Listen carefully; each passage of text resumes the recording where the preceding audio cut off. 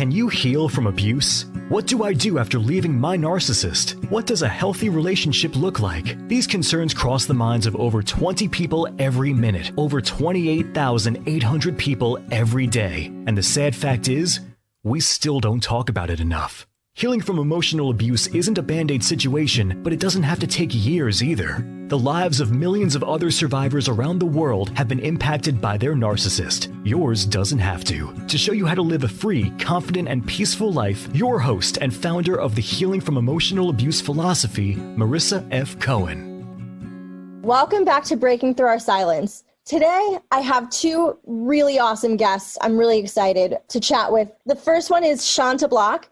She's the sister of Kamisha Block, who was murdered in Iraq by someone in her chain of command. The military labeled the death as a friendly fire in an attempt to cover it up. And we're going to talk a lot more about that in a minute. And we also have on Jennifer Norris, who is a veteran and an active military advocate fighting for the rights of people who are unlawfully treated by the military. And I'm so excited to delve more into that because they explain this way better than I do. So welcome on, guys. Thank you for having me. Thank you for having me. Of course. So the first thing I really want to talk about is you two have different but similar stories. So Shanta, you did not serve, correct? Your sister Kamisha did? Right. So how did you two find each other? Well, Jen, would you like to answer that one? Sure. This is kind of how it played out in my life. One of my first research projects was to learn more about the non-combat deaths of our soldiers overseas. So by non-combat death, I mean that's the label that the military gives it in an effort to hide what's considered non-combat, meaning suicide, homicide, or some other unknown cause of death. So I wanted to bring light to all the non-combat deaths overseas and find out what the common denominator was. And in my research, I learned about Kamisha and learned because of the family's efforts that it was labeled friendly fire when in fact it was a homicide by someone in her chain of command. And so as I moved forward in life and in my advocacy, I was fighting for Kamisha and the rest of the soldiers that had died overseas in suspicious circumstances. And one day I was sitting here watching Investigation Discovery, and Kamisha's story was on a show called Forbidden Dying for Love. Finally, we got an opportunity to see what really happened over there because the family, their advocacy efforts had reached a bigger audience, including myself. So it reignited my fire to talk about those cases and deal with it now that we knew the truth about Kamisha. And then somewhere along the line, Shonta found me, and it was like a dream come true, actually, that I'd be working with her on behalf of her sister. Because before I even knew Shanta, I was fighting for Kamisha's rights and what had happened to her and everything else, and trying to find ways that we could have prevented what happened to her. So it was an honor that her sister reached out to me and that we're now in a partnership to stand up for those that have lost their lives, especially since 9/11. Wow. Well, first of all, thank you for doing everything that you're doing. That's incredible and so important. I mean, you're giving a voice to the literal voiceless in a situation where they already are out of control. So thank you so, so much for doing that. And I think it's so special that you guys have created a partnership out of something so horrible. So Shanta, do you want to tell us a little bit about what happened to your family? Yes. So in the beginning, before my sister was murdered, I had gotten a phone call from her, and she just kept saying, you know, he won't leave me alone. He won't leave me alone. And I said, is there anybody that you can talk to? She said, there's nobody. There's nobody I can talk to here. And I said, there's not, maybe there's a church there, you know. And she said, no, there's, you know, I'm in Iraq, Shanta, there's no church to go to, you know. And I was like, well, I mean, do I need to call the Red Cross? You know, but I didn't know how serious it was, you know. And she was like, no. I said, well, you know, you're coming home next month on leave. You'll be all right. You know, you'll be home next month. You know, and the very next week, it was the day before my birthday stateside, but over there it was my birthday. So she contacts me, and I talked to her on webcam for a few minutes, and she tells me happy birthday, and I'm like, it's not till tomorrow, and she's like, over here it is the 17th, and I'm like, oh, okay, you know, and I said, you want to see your nephew? And she was like, yeah, because she hadn't seen him yet. I was pregnant when she left, and he was a month and a half old, and I put him in my lap, and she was crying, and I told her that I had to pack the diaper bag because we were going to celebrate my birthday that night with my friends and go to dinner. And so I was packing the diaper bag. Well, I seen my sister's killer in the webcam.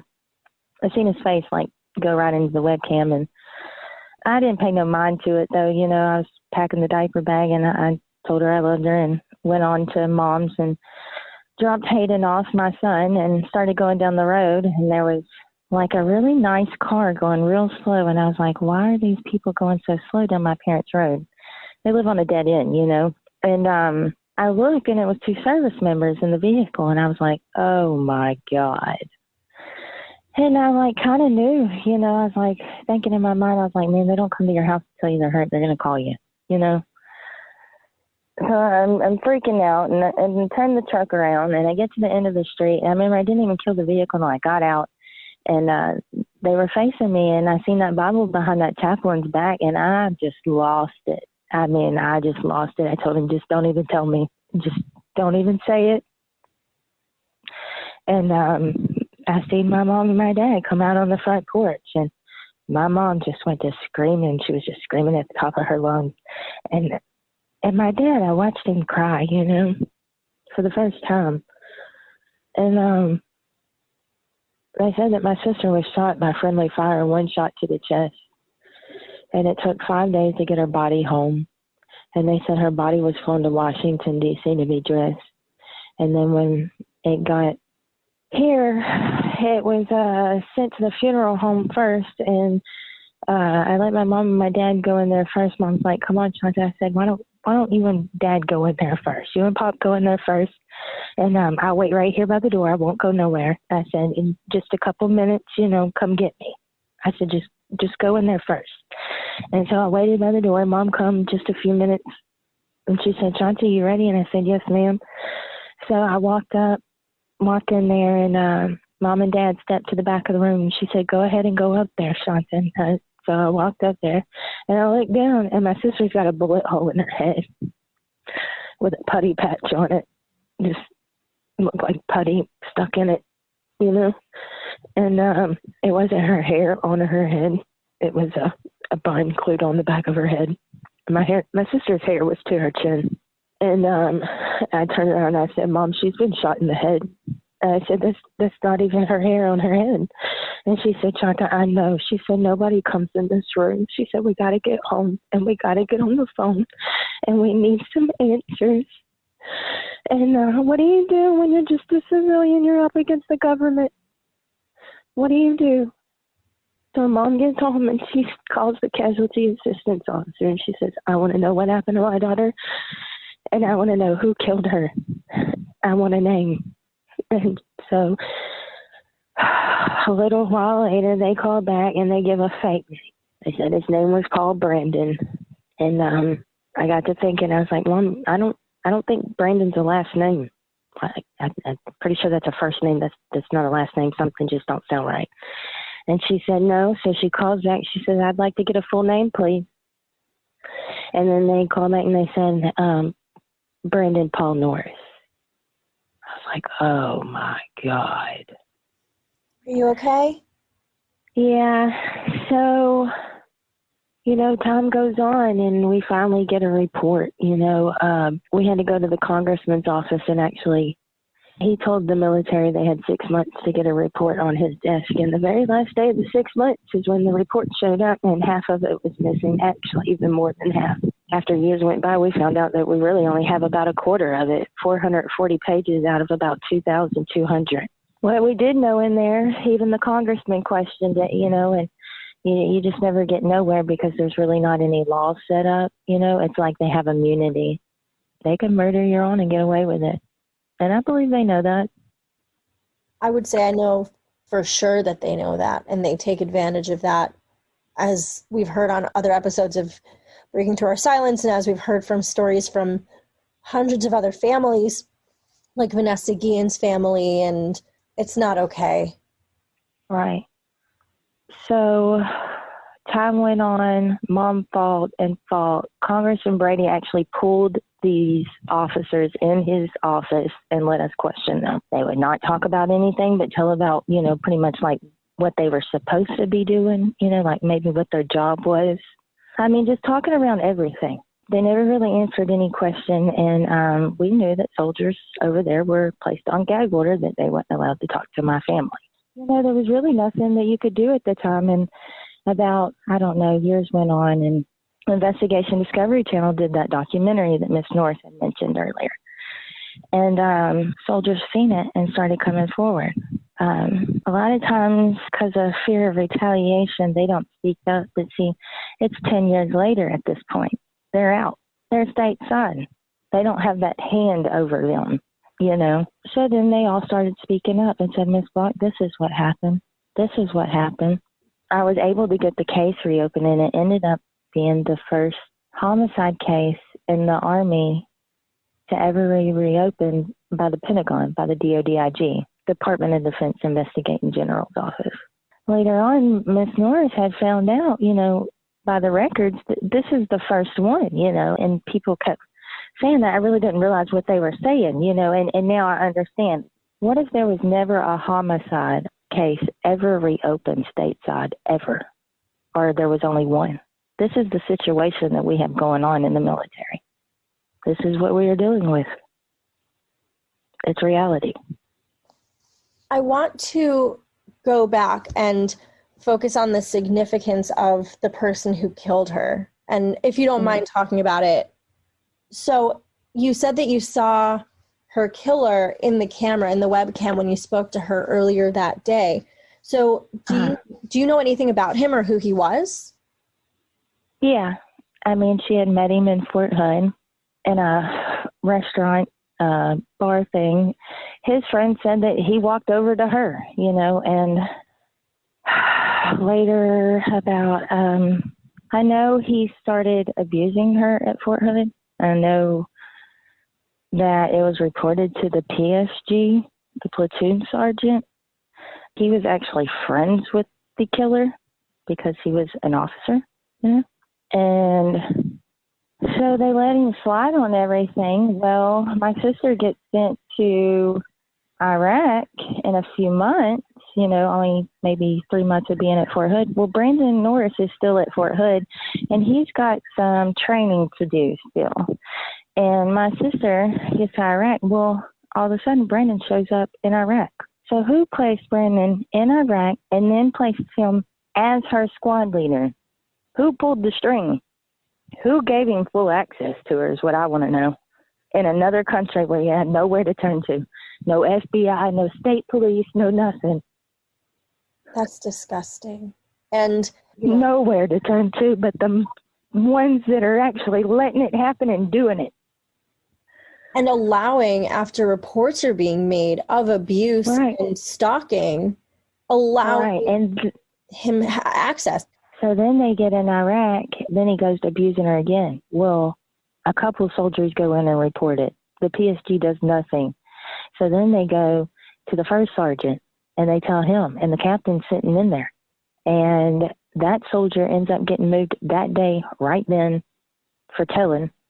And this is a male, not a woman, because in the military, they look at males, and that's disgusting too. They look at them as more than a woman. A woman gets called a soul instead of a soldier, And they're not, they're not another body. These soldiers are men and women getting murdered by our own people. And the families are not getting answers, and they're not getting justice. Since the case was reopened, have you guys received any additional assistance from the military, or is this still an uphill battle? No, they closed it. They closed it right when Vanessa died. That's when it got closed. Interesting. And they said no new findings and hurried up and closed it. And then the first sergeant that I'm after that was reported to, he just took retirement in Fort Hood 2 days on the 8th before the independent investigation got there, and he just had an IG case on him, the first ever homicide IG case for a cover-up. That's what my paper states from the Pentagon. Oh, my God. It's just bullshit on top of bullshit, essentially. Right. Completely. So, Jen, do you mind weighing in on this? Because this is what you do. Yeah. So, okay. All of this was by accident. I want to start off with that. I was a victim of crime while I was in the military, and I witnessed the injustice in how they pretend that the military justice system is equal to the civilian justice system. In fact, it is not. It is set up to protect people in leadership, and that's basically the bottom line. So I learned the hard way that although the people that I reported and eventually pled out, in fact, what that meant was they asked me to agree to the terms, of which were, if you agree to these terms, it all goes away, and they don't even have to report that anything even happened to any higher authorities. So it can all be swept under the rug at the lowest level. And the Pentagon and Department of Defense, even if they did care, wouldn't even know about it. So that's what inspired me to actually get involved once I was forced out for post-traumatic stress, was what an unfair system this is. You give my perpetrators full military retirement, yet you're kicking me out because I have post-traumatic stress from what they did. What kind of system is this? So the reason that I had empathy for Kamisha especially is because I could have been Kamisha. I was in a situation where I worked as a satellite communications technician, and there were like 5 people on the team. If I had deployed overseas with my perpetrator, who was also in my chain of command, he was the supervisor, what would I have done? Where would I have turned? There is no 911 overseas. I lost my father right after 9/11. So my new commander spared me from going overseas because he knew I wasn't doing well mental health-wise because of the loss of my father. And that's what saved me from going into positions like that overseas where there's no escape. But at the same time, Congress and everybody knows that women in combat ban has been lifted. More women are going to go overseas, yet they still haven't fixed the situation overseas as to where do you turn to if your chain of command fails you or they're the perpetrator themselves. Why do we have to choose death? Because their policies are messed up. Yeah. Absolutely. It's unbelievable to me that we have not had this conversation, yet they're bragging every day about women making strides here, there, and everywhere, knowing that we could all get sent overseas on a moment's notice and be a Kamisha Block. What happened to her could happen tomorrow, and it happened stateside to Vanessa Gann to show the entire nation it can happen on a federal base too. We can't just quit our jobs. We can't just say, oh, I'm sorry, I don't want to work for my rapist anymore without a federal AWOL charge. And the deaths aren't getting labeled right, so we really don't even know how bad it is. I mean, look at Lavina Johnson. She was shot in the wrong side of the head. I mean, acid was poured in her mouth, you know, and they call it a suicide. They call it a suicide. That's disgusting. So there's no checks and balances for the military overseas. There's no one to turn to reopen an investigation. There's no one to question them about how things happen, and they're hiding behind the non-combat death label. There's a story behind each and every one of those non-combat deaths, whether it be from suicide or homicide. It really doesn't matter at this point, because if I had gone overseas with my rapist, I can see taking my life. I got to get away from him after the cases, and I still wanted to take my life. So why wouldn't I want to take my life overseas if the only alternative was him raping me every day or beating me or whatever it is that he could do overseas, and there's no one around to stop it? It's no different than being trapped in a domestic violence relationship, with a significant other. They're your family. You depend on them for your life. So if anyone's wondering why these soldiers got post-traumatic stress so bad, if they do make it out alive, that's why. And the worst part about it is that you are legally bound to stay, or else you come back and you're dishonorably discharged and have the most difficult time getting a job, like doing little things because of that dishonorable discharge, because you stuck up for yourself and did what you needed to do to survive. Mm-hmm.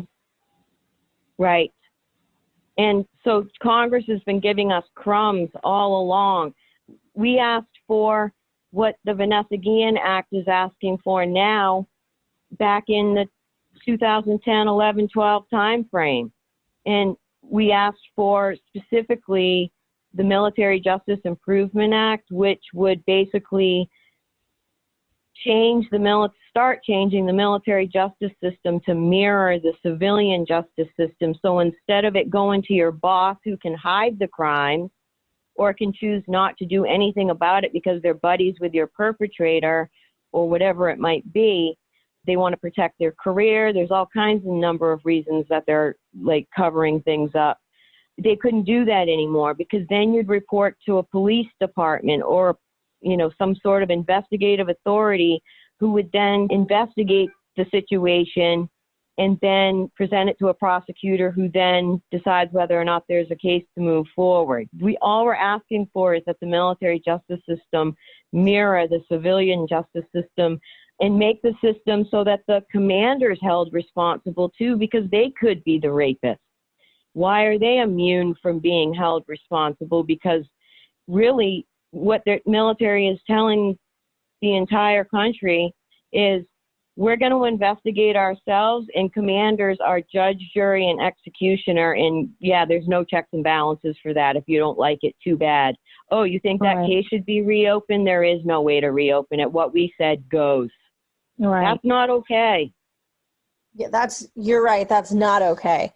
So what is it that we can do as a country to change that, to make it fair and to make it safe? Because I don't have kids yet, but I know as a human that if my child wants to serve, I will most likely throw a tantrum until they don't, because of all these horrendous stories. And it's not because I'm anti-America or military. I think that we need protection, but I'm so scared for people, for any service member, especially women, because we're vulnerable and put at a significant disadvantage. Yeah. I was the only female in my work center, and so I was an automatic target. So if I go overseas with this group and one of them turns out to be the rapist, most likely I'm going to be the chosen victim. So you're definitely put at a disadvantage in that way. So what I want to see happen is, so Kamisha's case woke me up to the fact that she wasn't a victim of sexual assault. She was a victim of more of an interpersonal violence. So one of the things that we need in place is an expedited transfer. So that would be a way for the military member to escape their perpetrator, whether it be from sex assault, domestic violence, stalking, hazing, bullying, whatever it is. But unfortunately, right now, the expedited transfer policy only covers sex assault and rape. And I don't want to see the military member have to wait and get assaulted or raped before they can get away from their perpetrator. I'd like to see it expanded so that if they're dealing with escalating sexual harassment or interpersonal violence or whatever the situation might be, that they be given this expedited transfer to get them away from this person who's obsessed with them and won't leave them alone. Because once you're a victim of that, you figure out real quick, wow, I've been targeted, and no matter what I say or do, I can't stop this.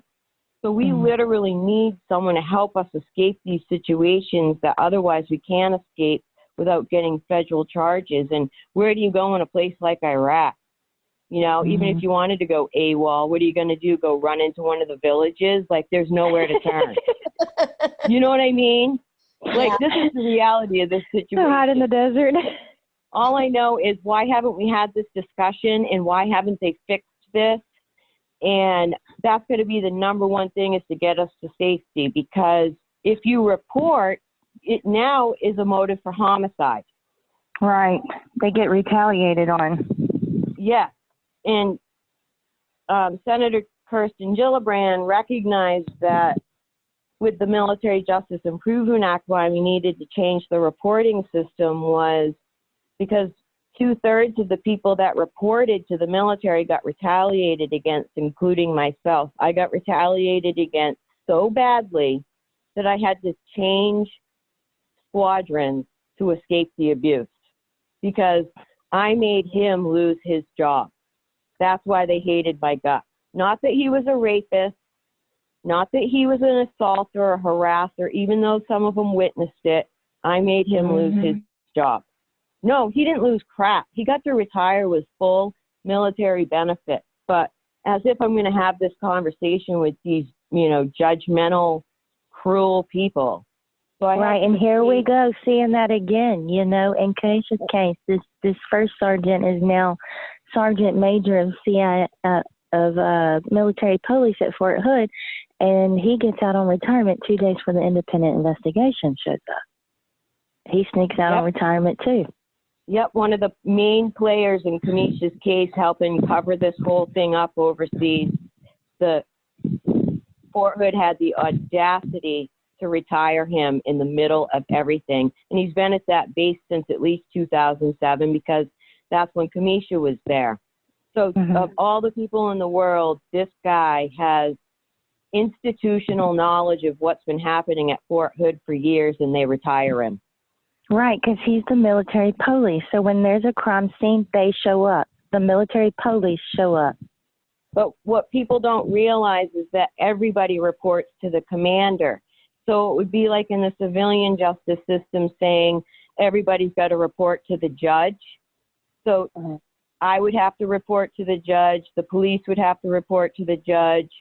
You know, it basically, that's what the military justice system problem is this one person controls everything, including how it's investigated, what's said in investigation reports, whatever. Because the bottom line is, the military does not want you to know that people have been murdered overseas, because they don't want to impact their recruiting efforts to get new, young, fresh faces in that have no idea what they're getting ready to step into, so they can just keep making the same mistakes over and over at our expense. When in fact, all they'd have to do is have a decent justice system that actually cared about things, include all the reports that are made, so that you'd have multiple people that you could go to court with to get the one person who is the serial offender, and give them an expedited transfer to get them to safety and let them get some help. Yet here we are. I have a difficult time even considering these mistakes, because I have, like I said, I've never served. The closest I got was being a contractor for the Army Reserve. And even I know that the most vulnerable population are E1 through E4. And if I know that, being an outside third-party person, the military definitely knows that. And I would even go as far as to say they exploit that because they don't protect those people.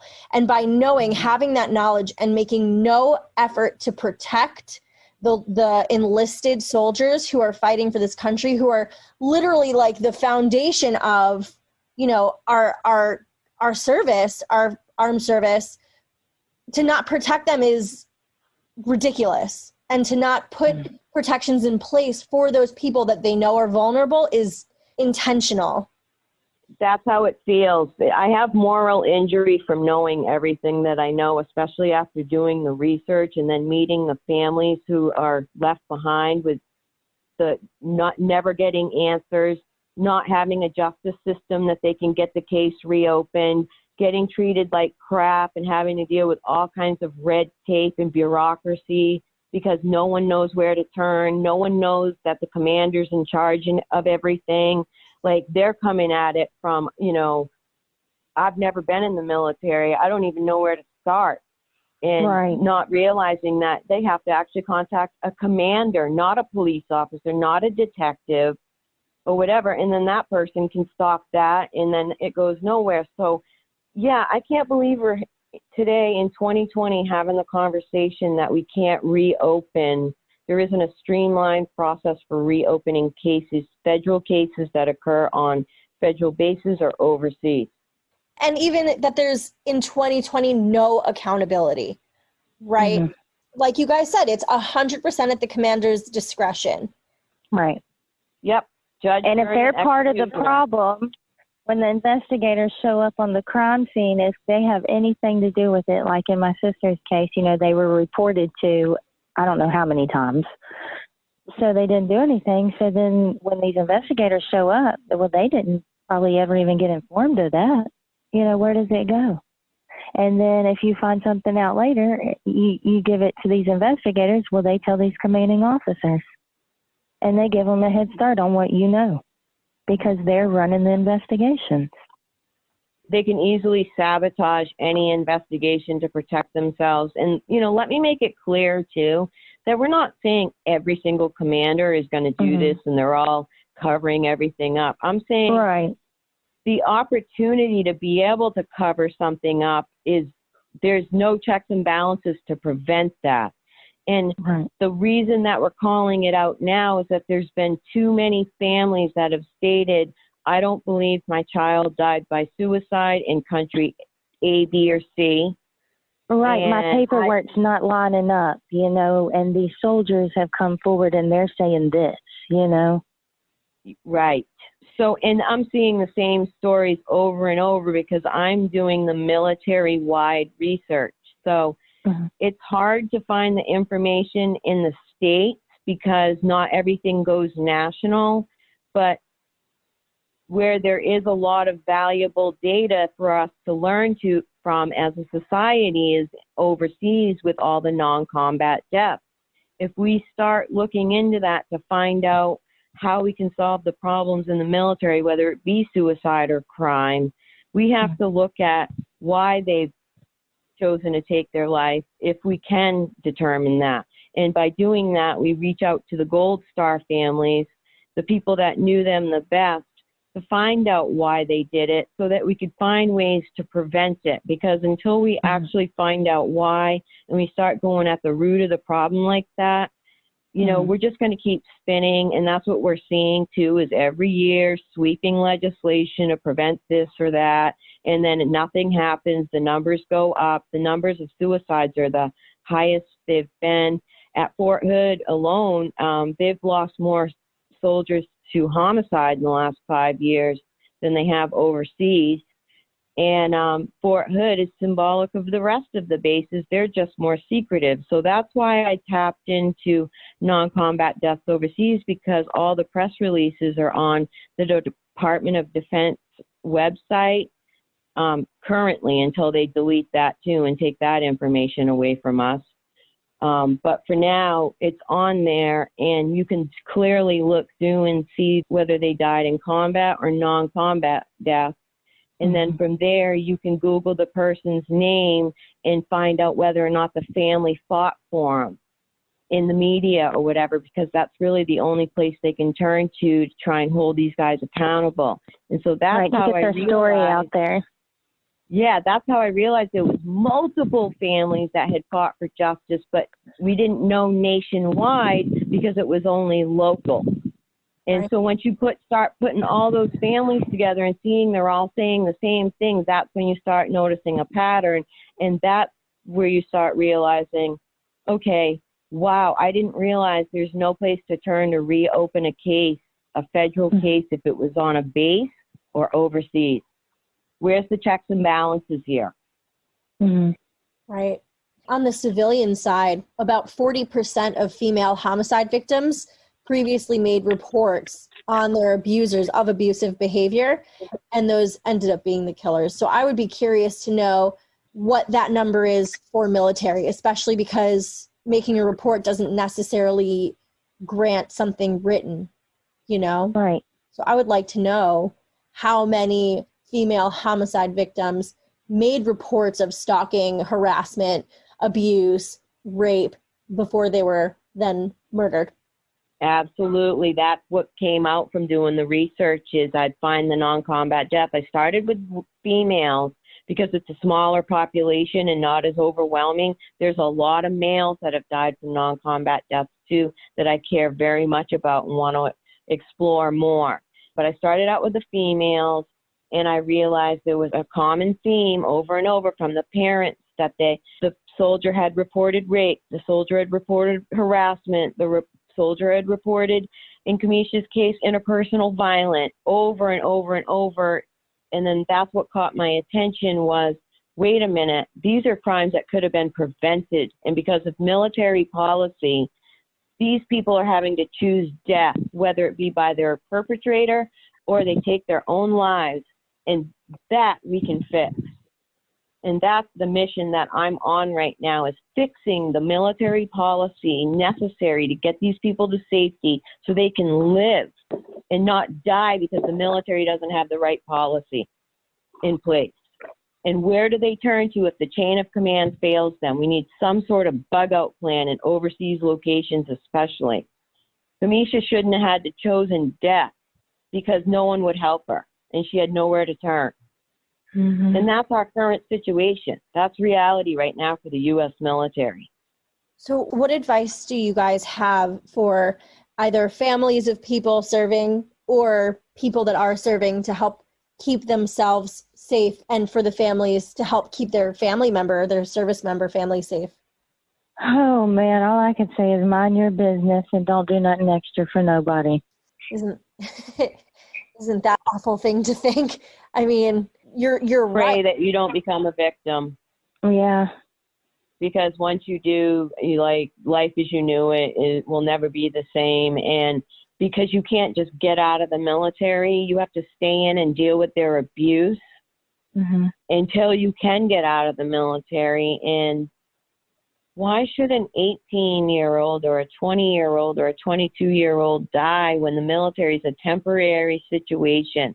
Why can't we just fix our discharge policy? If you hate us that much that you're going to bully us to death because we had the nerve to report and inconvenience you in your job, why can't you just find some compassionate way to let them get help and then get out instead of them having to choose death?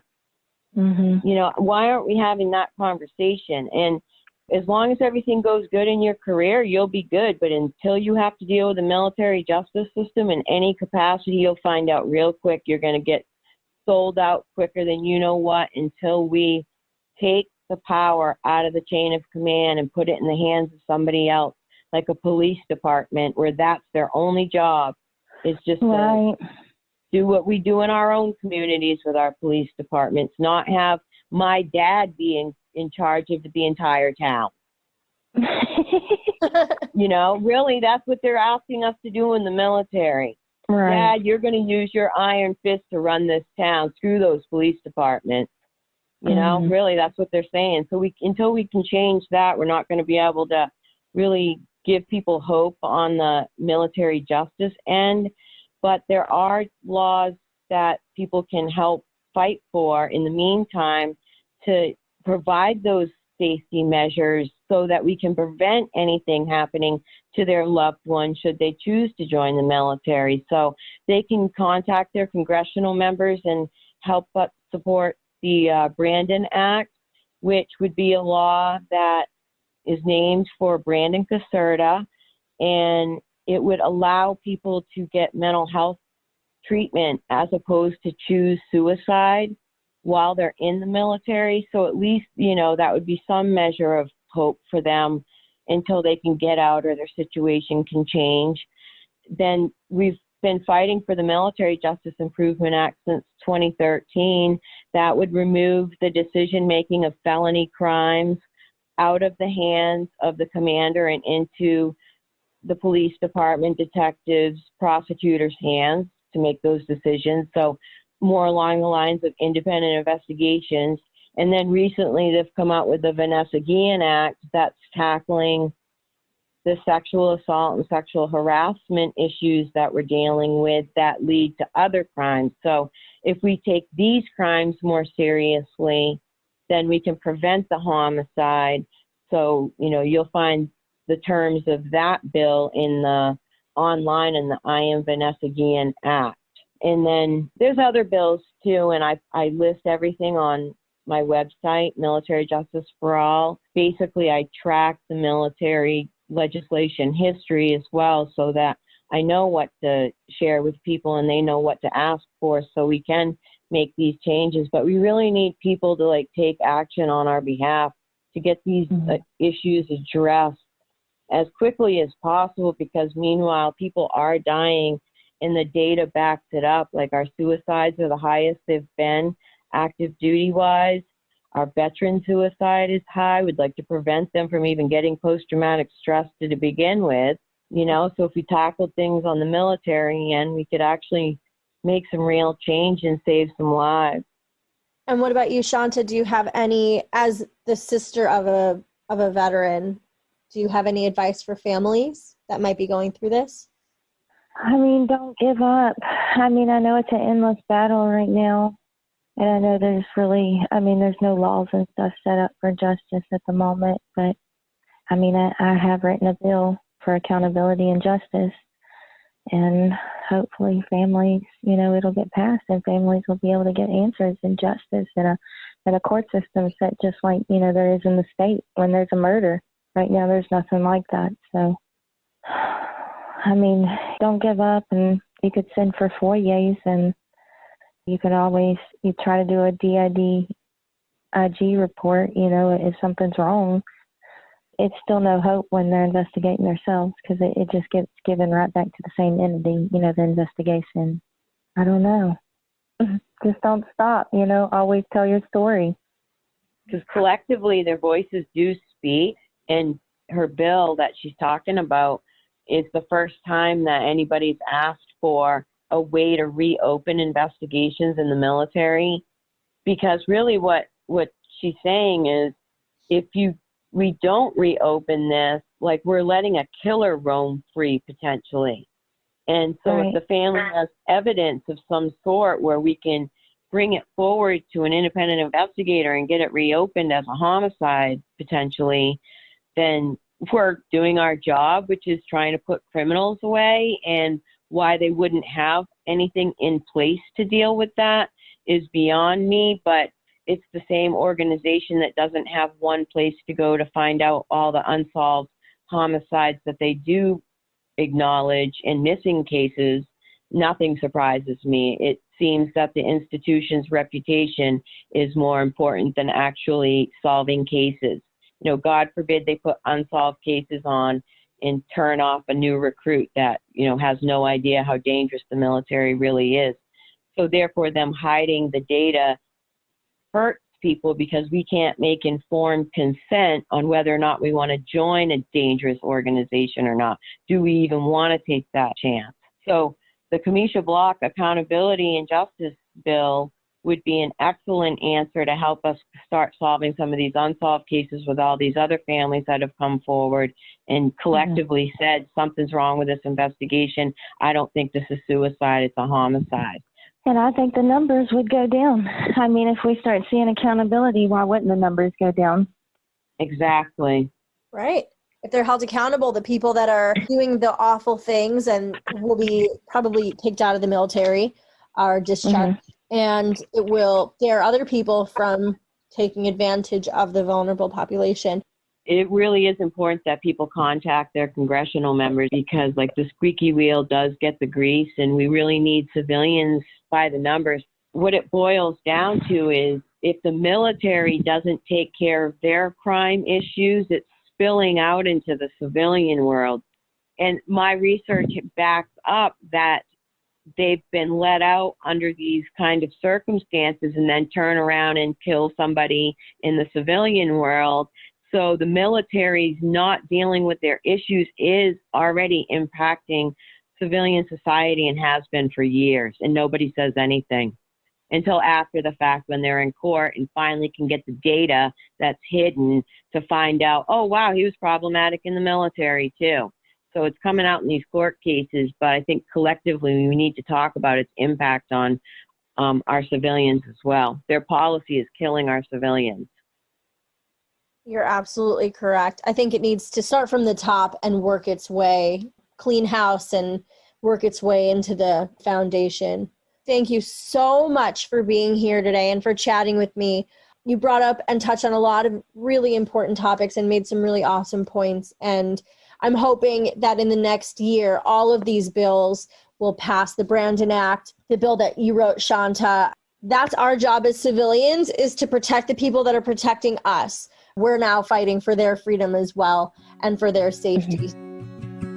If you enjoyed this podcast, you have to check out www.marissafaycohen.com/private-coaching. That's www.marissafaycohen.com/private-coaching. Marissa would love to develop a made-for-you healing plan to heal from emotional abuse. She does all the work and you just show up. Stop feeling stuck, alone, and hurt, and live a free, confident, and peaceful life. Don't forget to subscribe to the Healing from Emotional Abuse podcast and follow us on Facebook at www.facebook.com/Marissa F. Cohen and Instagram at marissa.fay.cohen. We'd love to see you there.